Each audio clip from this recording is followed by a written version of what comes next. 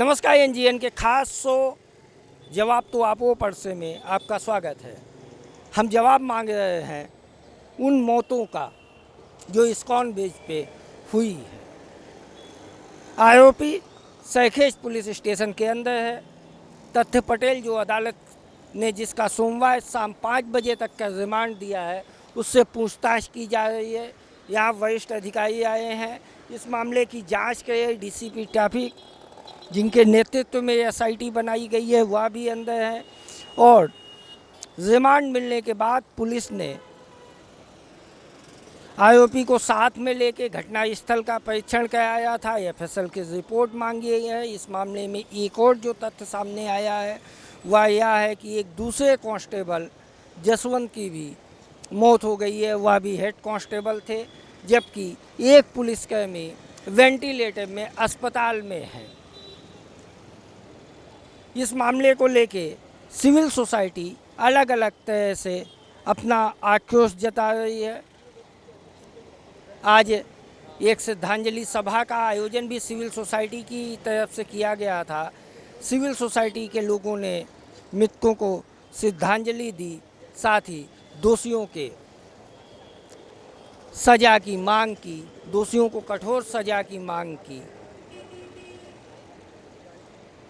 लेकिन एक बड़ा सवाल यह है कि आखिर इन मौतों के दोषी को सज़ा कब मिलेगी, कितनी मिलेगी और घटना हुई क्यों।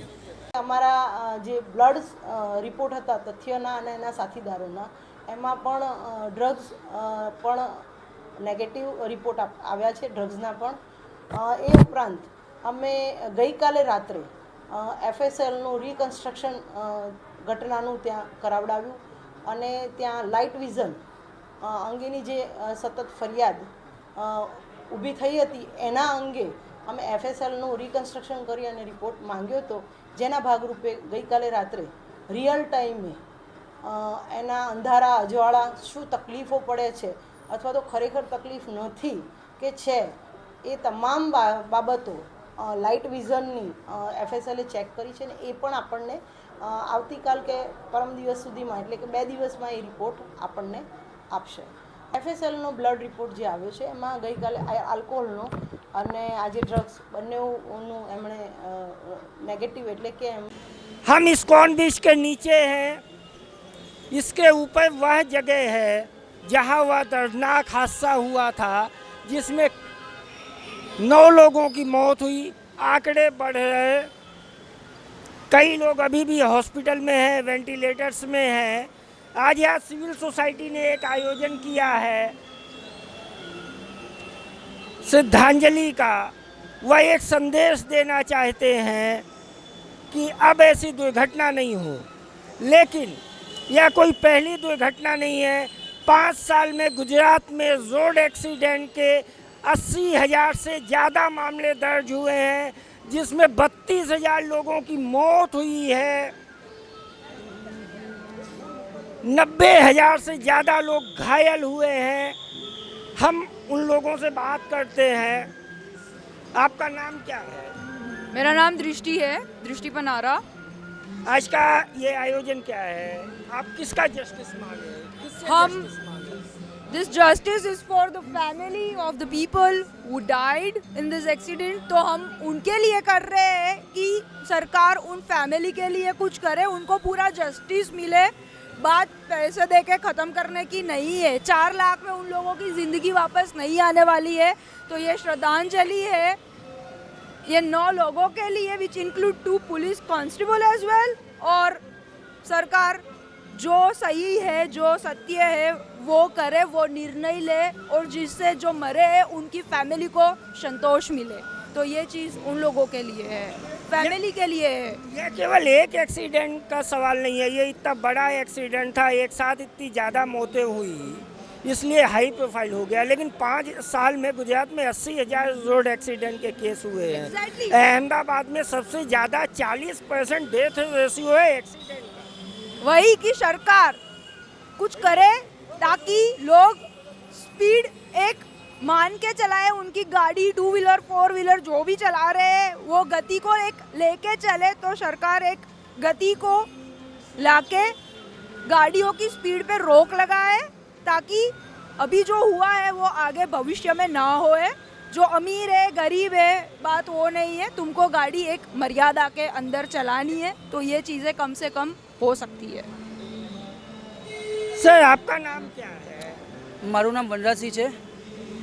ये गुजरात में 5 साल में 30,000 लोगों की मौत हुई है रोड एक्सीडेंट में। अहमदाबाद में सबसे ज़्यादा डेथ रेशियो है, 90,000 से ज़्यादा लोग घायल हुए। सवाल ये एक घटना का नहीं है, रूटीन में ऐसी घटनाएं होती हैं, तो ये ट्रैफिक अवेयरनेस का इसमें कितना योगदान? ટ્રાફિક અવેરનેસની આપની વાત 100% સાચી છે। પ્લસ અહીંયા ઇમ્પ્લિમેન્ટ કરવાની જરૂર છે। જે સરકારને અમે જે અરજી કરી છે જસ્ટિસ માંગે કે અગર એ સામેવાળી જે એક્સિડન્ટ કરીને ગયો છે જે બાળક, એ અગર પૈસાવાળો હશે તો એ પૈસા ખવડાવીને બધો કેસ દબાઈ જશે। અમે જસ્ટિસ એના સરકાર પાસે એ માગીએ છીએ કે સંપૂર્ણપણે ટ્રાન્સપરન્ટ ન્યાય મળે, એઝ વેલ એઝ રસ્તામાં આપણે કેમેરા નાખેલા છે કે જે 60% અથવા 80થી વધુની સ્પીડ હોય તો એ કેપ્ચર કરે છે, જેને વધુ ઇમ્પ્લિમેન્ટેશનમાં અને એક્સપ્લોરેશનમાં લાવવાની જરૂર છે। એઝ વેલ એઝ આજકાલના બાળકો, જેમ કે હું કોઈના ઉપર કમેન્ટ નહીં કરું, પણ જે એક્સિડન્ટ થયો એમના પેરેન્ટ્સના કોઈ સારા સમાચાર છે નહીં, એમના ઉપર 10-15 કેસ છે એવું બધું સાંભળ્યું છે, મેં જોયું છે, વાંચ્યું છે, કયા કયા કેસની ડિટેલિંગ વાંચી છે।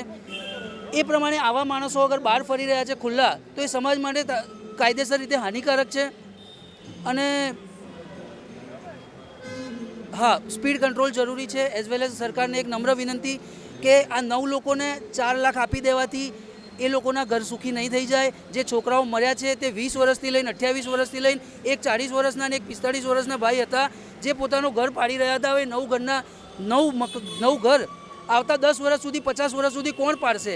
જે આ પાયો બની રહ્યા હતા, જે તૈયાર થઈ રહ્યા હતા, એમના મા બાપે એમની પાછળ ખર્ચા કર્યા હતા। અમે અત્યારે તો પણ એમના પરિવાર માટે નહીં, પણ જે મૃતક પામ્યા છે એમની આત્માની શાંતિ માટે શ્રદ્ધાંજલિ રાખેલ છે। પણ જો જરૂર પડશે તો જસ્ટિસ માટે બી અમે આ જ અડીખમ રીતે ઊભા રહીશું। ये एक बड़ा भरोसा है उन फैमिली को। एक सिविल सोसाइटी का काम यही होता है। ये उस फैमिली के रिलेटिव नहीं है, शायद कभी मिले भी नहीं होंगे, लेकिन एक मानवता के तौर पे, एक नागरिकता के भाव के तौर से या उस परिवार के साथ खड़े हैं। सर आप इस आयोजन के आयोजक लगते हैं, आपकी एक्टिविटी है। यदि जो तथ्य का एक वीडियो आया है 10 दिन पहले का, वो अपनी थार गाड़ी को एक रेस्टोरेंट में घुसेड़ देता है, यदि उस समय पुलिस ने एक्शन लिया होता तो शायद ये घटना नहीं होती। इसमें एडमिनिस्ट्रेटिव फेलियर आप कितना देखते हैं? क्योंकि वह तमाम चीज़ें इसमें लूप होल्स हैं जो एक लीगल ग्राउंड दे। बिल्कुल, मैं मानता हूं कि अभी इस समय पे अहमदाबाद बढ़ रहा है, बहुत ही तेज़ी से बढ़ रहा है। आज हम 1 करोड़ की जनता हैं। अगर हम ब्लेम गेम खेलने गए तो शायद हम एक दूसरे के ऊपर ही ब्लेम गेम खेलते रह जाएंगे। अभी इस समय पे हमारा ये अवेयरनेस प्रोग्राम क्यों है? ये एक श्रद्धांजलि, एक अवेयरनेस प्रोग्राम और लोगों को जागरूकता में लाने के लिए एक प्रयास है। क्यों? हम हर एक आदमी गलती करता है और गलती करने के बाद में कभी कभी ऐसा होता है कि हम ढूंढते हैं अभी गलती का दोष हम किस पे दें। आज हम सबको एक साथ जागने की ज़रूरत है। ये जो सिस्टम से हम चल रहे हैं, क्या ये सिस्टम हम सबके लिए सही है?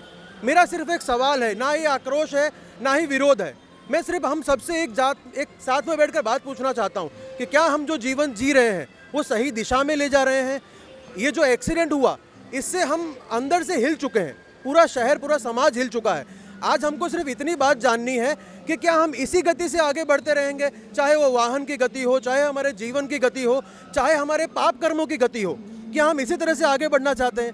हम चाहते हैं कि जो हमारी अगली पीढ़ी आए उनके लिए अगर हम थोड़ा बहुत यहाँ से योगदान दे करके कुछ परिवर्तन ला सकें, उसका अवेयरनेस जाहिर जनता को हम रोज़ शाम को बैठ करके लोगों को बुला के उनसे बातचीत करने का प्रयत्न कर रहे हैं। अगर हमारे द्वारा 1 करोड़ की जनता में से 10 परिवार में भी एक पॉजिटिव संदेश जा पाया तो हम अपने आप को बहुत अहोभागी समझते हैं। गति में नियंत्रण की जरूरत है, ये बहुत ज़रूरत है। बिल्कुल, वाहन में भी गति नियंत्रण की ज़रूरत है, आपके जीवन में भी गति नियंत्रण की ज़रूरत है। आज हम देखें तो कुछ समय पहले हम टाइम पास ढूंढते नहीं थे, आज हम सिर्फ और सिर्फ टाइम पास ही कर रहे हैं। चाहे हम अपने मोबाइल में कर रहे हों, चाहे रिलेशंस में कर रहे हों, चाहे समाज के साथ कर रहे हों। अगर हम सब बिखर जाएंगे, एक समाज को पकड़ के नहीं रखेंगे तो शायद हमारा अगला जो भविष्य है, हमारे बच्चों का जो भविष्य है, वो चीज़ें मुझे चिंता देती हैं। मेरे मित्र सर्कल को वो चीज़ों की वजह से हम यहाँ बैठे हैं। कि अगर जो हमारा बच्चा हुआ क्या वो इसी संसार में आएगा, इसी तरह से भटकेगा, लड़ेगा और मर जाएगा? हम क्या जीवन दे रहे हैं उनको? ये चीज़ की वजह से हम अवेयरनेस प्रोग्राम के लिए बैठे हैं। श्रद्धांजलि है वो एक स्पॉट हुआ है यहाँ पे, और ये इतना बड़ा हादसा आज तक हमारे शहर ने देखा नहीं है कि एक साथ 9 जाने, वो भी हवा में फुग्गों की तरह फूट गए। उनसे हमारा कोई लेना देना नहीं है। दुख तब होता है जब इनकी उम्र के ऊपर आप ध्यान दो। ज़्यादातर लोग मरने वाले 19 से 22 के बीच में थे। ये शायद उम्र उनकी खेलने कूदने की थी, नया जीवन जानने की थी, इस संसार को अपनाने की और समझने की थी, और उस समय पे वो भगवान को प्यारे हो गए। ये बहुत गलत बात है। हम चाहते हैं कि इस पे जस्टिस हो, पर हम मेन डिमांड जस्टिस की मैं पर्सनली नहीं रख रहा हूँ। मैं रख रहा हूँ कि हम सब जागरूक हों और ऐसे विषय दोबारा ना बने, वो कैसे हम प्रयत्न करें उस पर ध्यान दें। ये जब यहाँ कहते हैं, इसका मतलब ये है कि ये इस्कॉन ब्रिज के नीचे है। क्राइम स्पॉट के एग्जैक्ट नीचे हम बैठे हैं। इसी ब्रिज के ऊपर 9 जन 4 दिन पहले फुग्गे की तरह फूट गए। इसका दुख सबको है। हम एक साथ व्यक्त करेंगे तो शायद उनकी आत्माओं को थोड़ी शांति मिलेगी। ये विचार से हम सारे शहरी जनों को यहाँ बुलाना चाहते हैं। ये अहमदाबाद शहर ट्रैफिक पुलिस स्टेशन की चौकी है, पुल के नीचे है। तो यदि आप आना चाहते हैं तो इस्कॉन ब्रिज के नीचे दुख की इस घड़ी में एक सिविल सोसाइटी की भूमिका निभाइए, क्योंकि भूमिका आपकी भी जरूरी है। डेमोक्रेसी तब तक नहीं चलती जब तक उसमें सब अपनी अपनी भूमिका नहीं तय करें। ये लोग जो 3 दिन से यहाँ बैठे हैं, मृतक इनके किसी के जान पहचान के नहीं हैं। ये केवल एट द ह्यूमनिटी है, मानवता के लिए, एक स्टैंड के लिए, एक कॉज के लिए खड़े हैं। और यदि आप यहाँ आ सकते हैं तो आप भी अपनी भूमिका निभाइए, या जहाँ भी आप अपनी भूमिका निभा सकते हैं वहाँ अपनी भूमिका निभाइए। जी बिल्कुल, आपका खूब खूब आभार।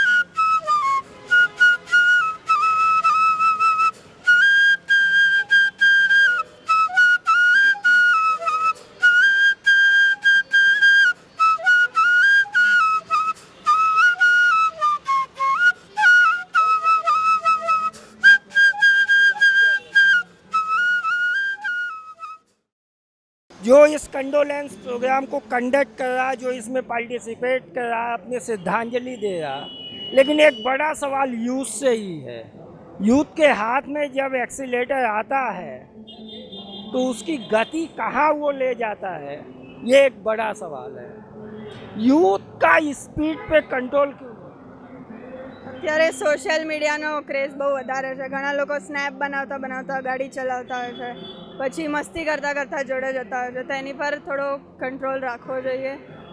પૂરું ફોકસ જ્યારે તમે ડ્રાઈવ કરતા હોય, મ્યુઝિક બી એટલું લાઉડ હોય છે ઘણીવાર ગાડીમાં કે હોર્ન ના સંભળાય આજુબાજુના, તો થોડું ફોકસ કરીને ચલાવવું જોઈએ. ઓવર સ્પીડિંગ ના કરવી જોઈએ, કારણ કે યુથ પોતાની જાતને તો જોખમમાં નાખે છે, પણ એના લીધે આજુબાજુવાળાઓને બી ઘણીવાર नुकसान થતું હોય છે. तो एक्चुअली में ये जब रोड एक्सीडेंट होता है कोई भी, तो उसमें कई फैमिली सफ़र करती है। कोई माँ बाप, मुझे नहीं लगता कि ये कह के भेजा होगा कि आप ले जाके कुचल दीजिएगा, लेकिन आप सेल्फ इम्प्रेशन के लिए जो आपकी स्पीड है वो कहीं ना कहीं दोनों फैमिली को सफ़र करने को मजबूर तो करती है। देखिए, मेरे लिए एक्सीडेंट, सबके लिए एक्सीडेंट जो होता है वो एक्सीडेंटली ही होता है, ठीक है, but if we take some precautions that is the only thing which would help. कि वो एक यूथ ही है जो कनेक्ट करेगा, मतलब लोगों को बताएगा। सब समझते हैं बट कोई करता नहीं है। वही है कि अगर सब करने लगे तो आज नहीं तो कल नहीं तो परसों बेहतर हो सकते हैं। That is the only thing we are doing this, कि वही एफर्ट है। इसीलिए हम ये कर रहे हैं कि सबको पता चले कि अगर देखो इसमें मुझे या आपको कोई नुकसान नहीं, हम इसमें हो रहा है नुकसान। नहीं, इसमें सवाल हमारा आपका इसलिए है कि घटना तो कहीं किसी के साथ भी हो सकती है। के साथ भी हो सकती है। जगुआर नेम प्लेट देख के तो चढ़ती नहीं, वो तो किसी के हाँ वही कि वो एक्सीडेंट किसी के साथ भी हो सकता है, मेरे साथ भी हो सकता है, किसी के साथ भी हो सकता है। उसके लिए समाज को आगे आके वो करना पड़ेगा कि ध्यान रखना पड़ेगा कि ऐसे इंसिडेंट बार बार ना हो। एक बार अहमदाबाद ने ये देखा है, इसके पहले भी इंसिडेंट्स हुए हैं, हिट एंड रन हुए हैं अहमदाबाद में, बट ऐसे बार बार ना हो इसके लिए एक आवाज़ उठानी ज़रूरी है और सबको एक साथ आना भी ज़रूरी है कि हाँ ध्यान रखें, ड्राइविंग करने में थोड़ा ध्यान रखें ताकि ऐसे इंसिडेंट ना हो। एट द यूथ आप अपने एज ग्रुप को क्या मैसेज देते हैं? ऑनेस्टली आपने कभी स्पीड लिमिट अवेयरनेस होवी જોઈએ આ બાબતે। ऑनेस्टली आपने कभी स्पीड लिमिट क्रॉस की है? हाँ की है, ऑनेस्टली स्पीकिंग की है। तो आप क्या मैसेज देते हैं? ये घटना लेसन भी है। It's an eye opening incident, આના પરથી થોડી શીખ મેળવવી જોઈએ આપણે બધાએ અને એ પ્રમાણે રૂલ્સ ફોલો કરવા જોઈએ બધા। ये अच्छा है, ये एक आई ओपनिंग एक्सीडेंट था, यह एक ऐसी दुर्घटना थी जिसने समाज के सभी तबकों को एक साथ हिला दिया है। उसमें सबका कोई ना कोई विक्टिमाइज पार्ट है, पेरेंट्स का पार्ट है कि उनने वो संस्कार नहीं दिए। एट द यूथ आप ओवर स्पीड गए, ट्रैफिक पुलिस की गलतियां हैं, एडमिनिस्ट्रेशन की गलती है, एसएमसी की गलती है और सबसे बड़ी यदि किसी की गलती है तो हमारे आपके ट्रैफिक सेंस की गलती है। हम अपनी अकड़ में, हम अपनी पहचान में, हम अपने रुतबे में जब तक दो ट्रैफिक लॉ नहीं तोड़ लें तब तक हमें हमारे वीआईपी होने का एहसास नहीं होता। और कल ये घटना में वही वीआईपी होने का जो भाव था, जो गाड़ी के अंदर सांसद लगी नेम प्लेट थी, जो वो बल था जिसने भीड़ से आरोपी को निकाल के ले जाके हॉस्पिटल में दाखिल करा देता है, वह इस घटना का मूल है। हमें उसको बदलना होगा, वही कंडोलेंस होगा, वही श्रद्धांजलि होगी, वरना फोटो सेशन कई बार हुए हैं, आगे भी होंगे। ईश्वर कहे वो शूट करने का मौका ना मिले। नमस्कार, मैं अजीत एनजीएन के लिए कैमरा पर्सन हनीफ सिंधी के साथ। लेकिन जवाब तो देना होगा, जवाब तो आपोष पड़ से सभी को, हमें, आपको, समाज को, सिस्टम को, प्रशासन को और सिविल सोसाइटी को भी, क्योंकि ट्रैफिक अवेयरनेस और अवेयरनेस इम्प्लीटेशन दोनों के बीच का जो अंतर है वो हम सबको मिल के ही पूरा करना होगा।